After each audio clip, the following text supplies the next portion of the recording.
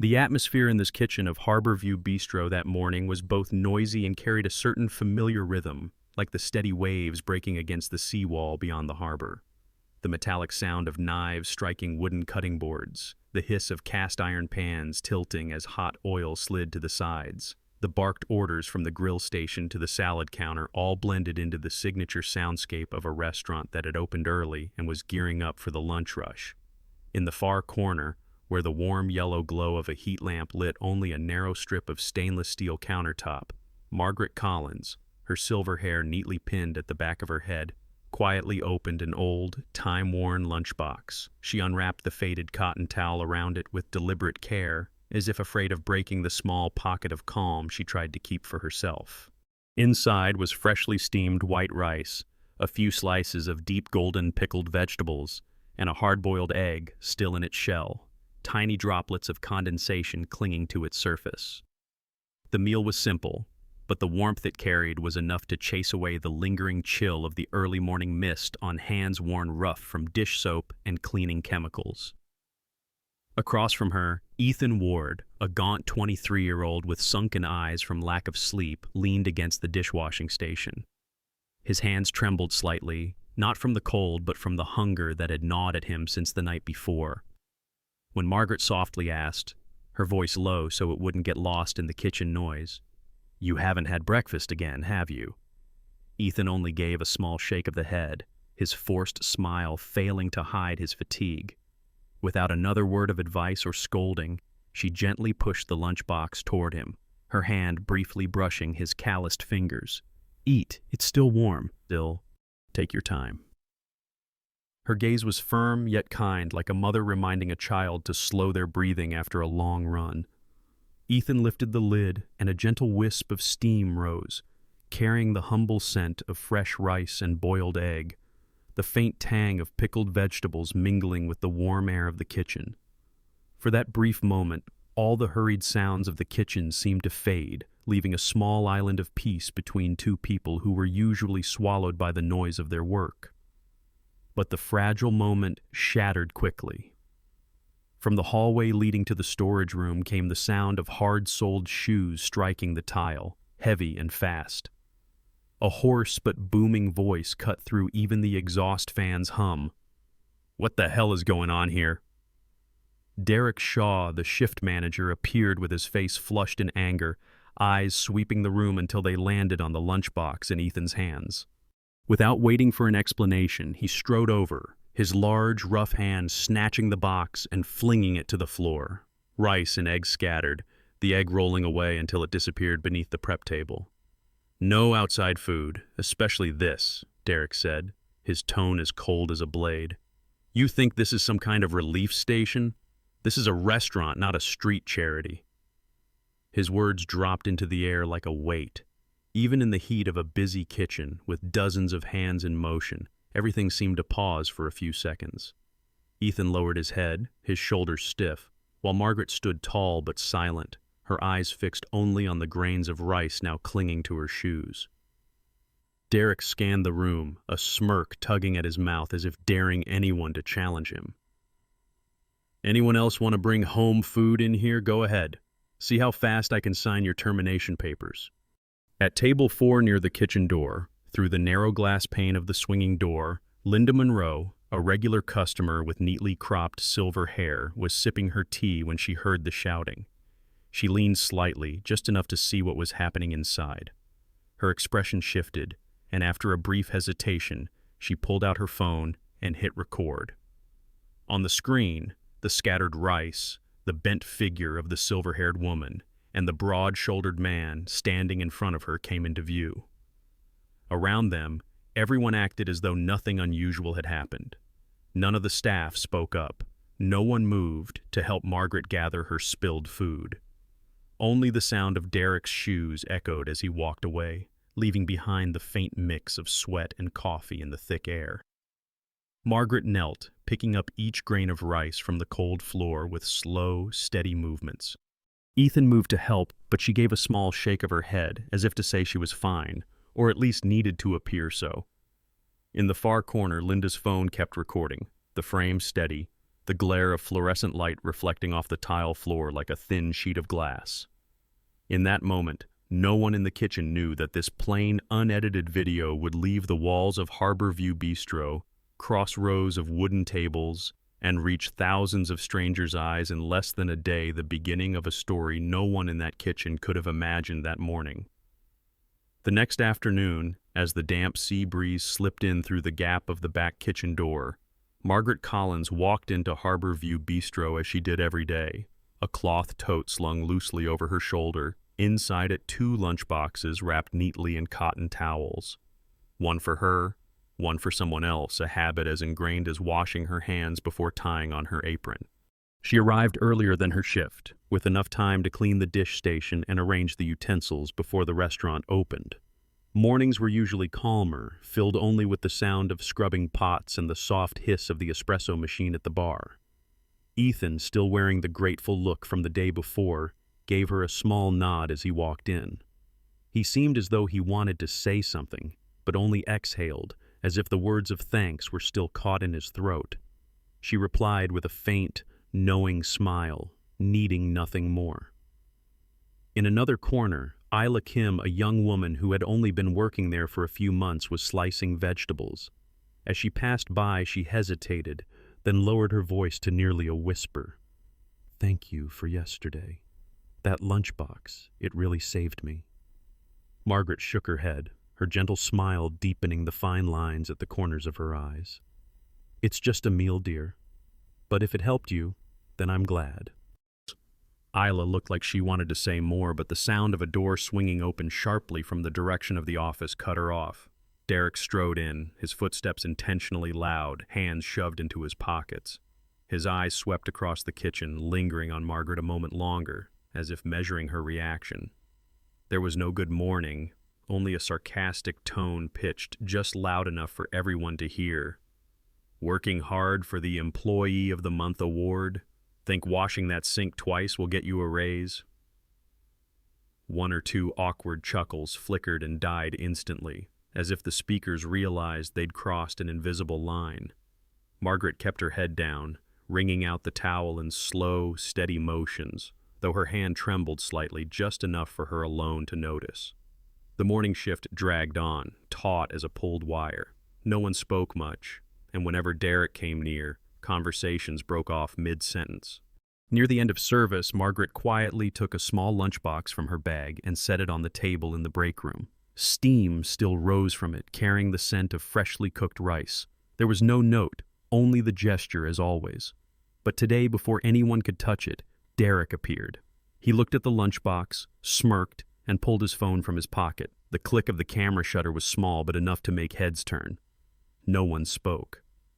Derek opened the staff group chat, and seconds later a message with the photo appeared on nearly every phone in the kitchen. "Has the soup kitchen opened yet? Who's handing out charity?" A few people gave short, uneasy laughs, then fell silent. Isla saw the message, her lips pressing into a thin line, her fingers trembling slightly as she locked her screen. No one dared touch the lunchbox now. It sat there, like a piece of evidence for mockery. Margaret was still at the dishwashing station, unaware. As she bent over scrubbing a pan, the sounds from the break room faded into the background, replaced by the damp heat of water seeping into her sleeves. In a far corner, Ethan stared at his phone, his eyes darkening. No one dared challenge Derek, but no one felt any relief from his little joke either. The kitchen kept running, but the air had changed thicker, heavier, as if those words still hovered over everyone's heads. The next morning, the sky above Harborview Bistro was veiled in a thin mist, the pale light outside as if it hadn't fully woken. Margaret arrived early as always, the sea breeze catching in her graying hair and leaving it slightly tousled, but she didn't mind.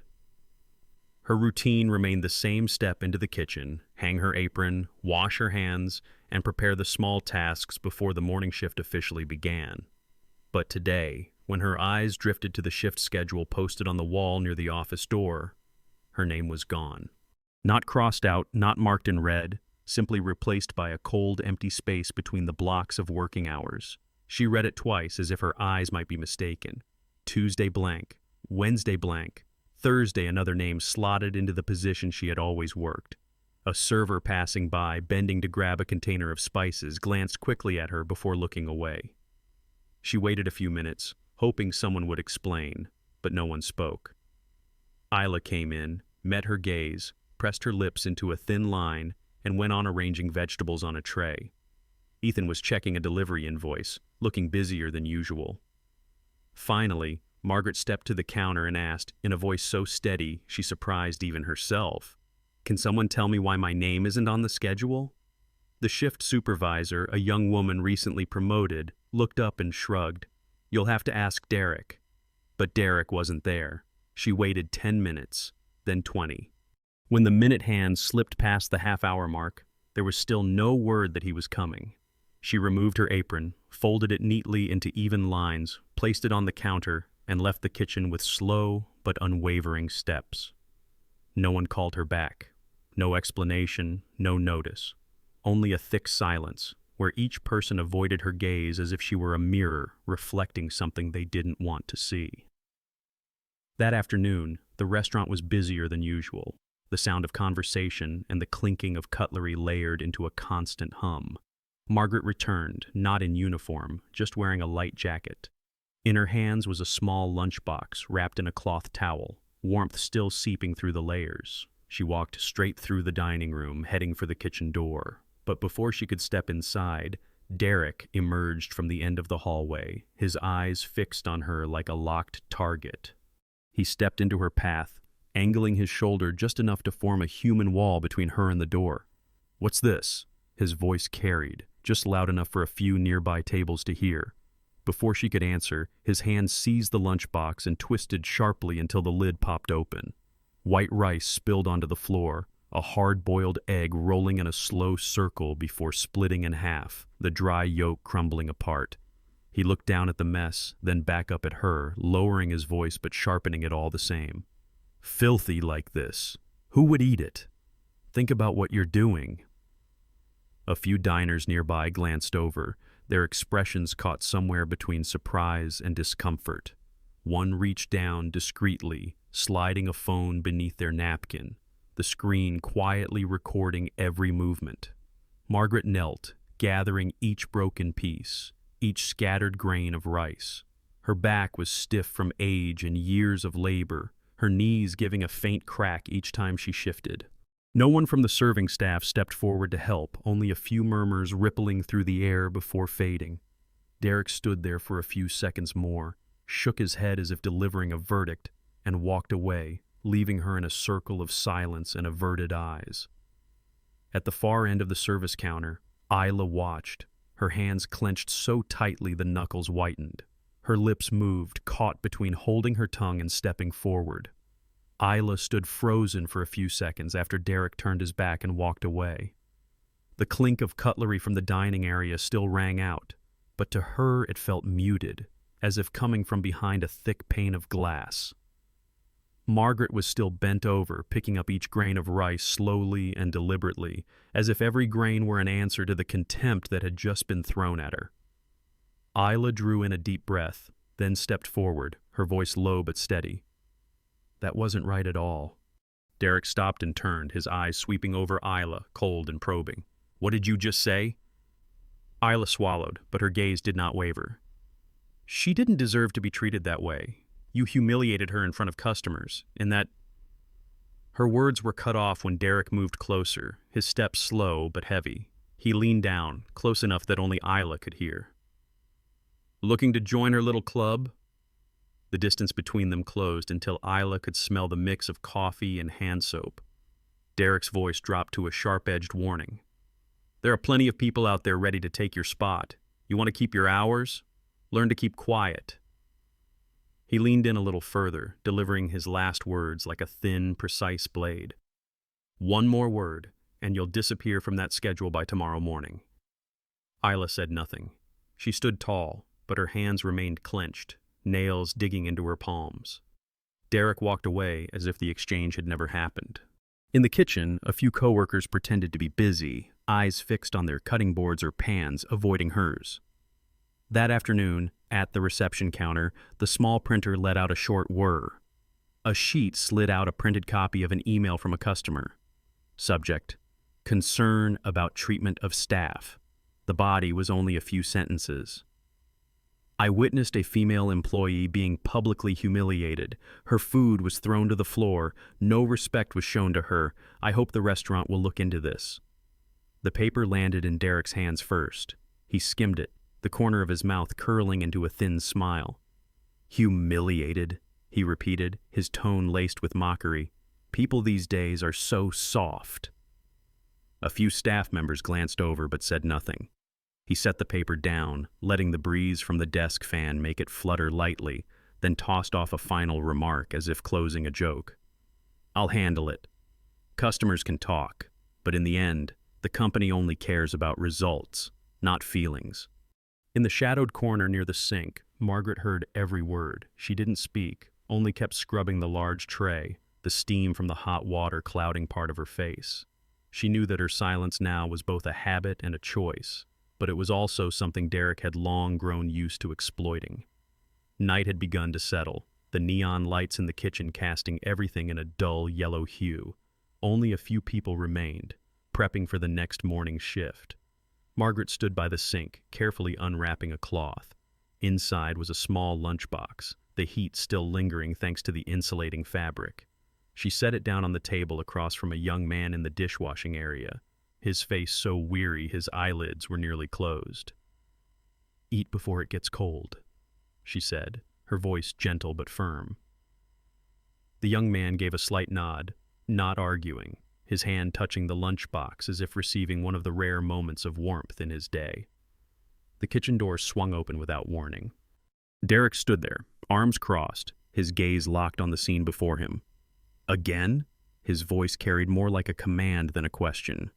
Margaret straightened, saying nothing. Derek stepped forward, staring down at the lunchbox as though it contained something dangerous. You think you're doing something noble? No, this is a problem.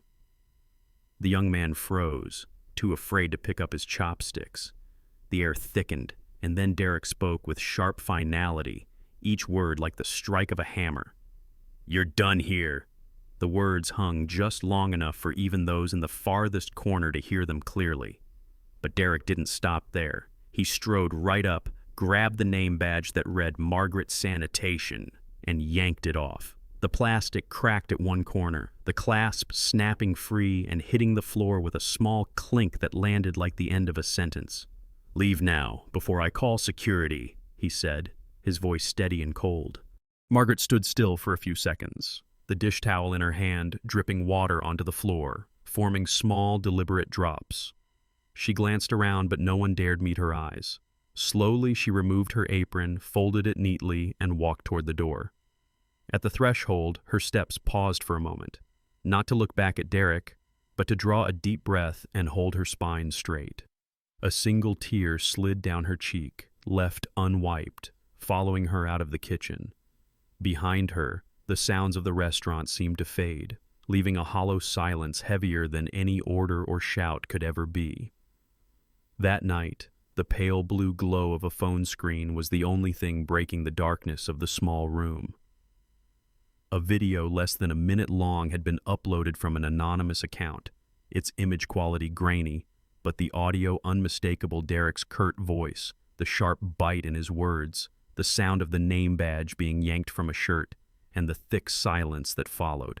In the frame, Margaret stood still, then turned and walked out of the kitchen as if withdrawing from a battlefield she had never chosen to enter. Within hours, the clip began appearing on multiple personal pages. The caption beneath it was short but cutting. Fired for sharing a meal. The first comment appeared slowly, but soon they began to flood in one after another. Who treats their staff like this? What did she do wrong? Since when is feeding someone a crime? I hope this goes viral. By midnight, local blogs were already covering the incident.